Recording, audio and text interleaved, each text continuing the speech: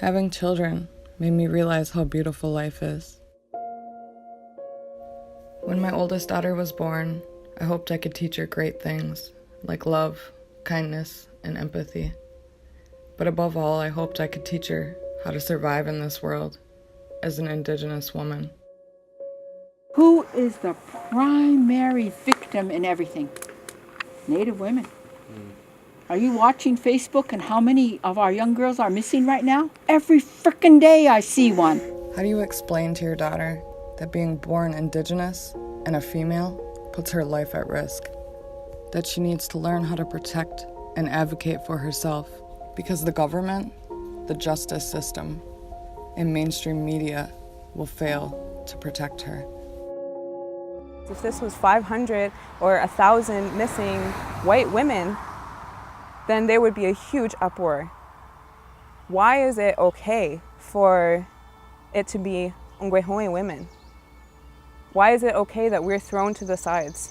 Why is it okay that we're buried in ditches? Why is it okay that women are being abused on a daily? Because our young girls should not have to deal with that.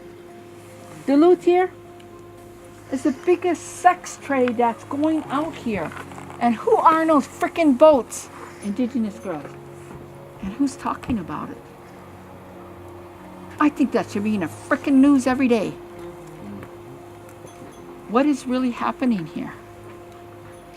After exhaustive research that looks back across 6 decades, CBC News has launched today a database over 200 murdered and missing Indigenous women. Canada is facing an underreported crisis.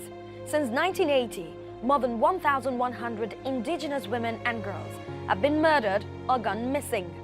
The federal government is unveiling details about its inquiry into deaths and disappearances of more than 1,100 Indigenous women in this country. We get so caught up in our everyday lives.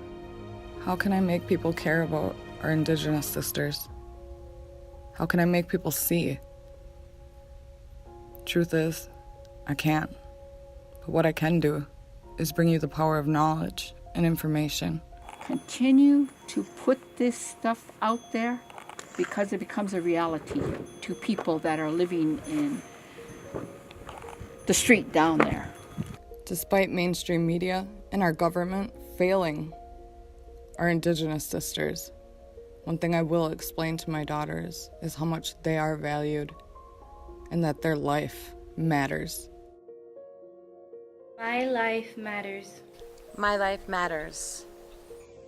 My life as an Indigenous woman matters because we are an extension of Unchimaka, Nandia Cheri, our Mother Earth, and we are sacred life givers. We are the backbone of this nation, and that's why our life matters. My life matters. My life matters. Every Indigenous life matters. Men, women, and our children, our future generations.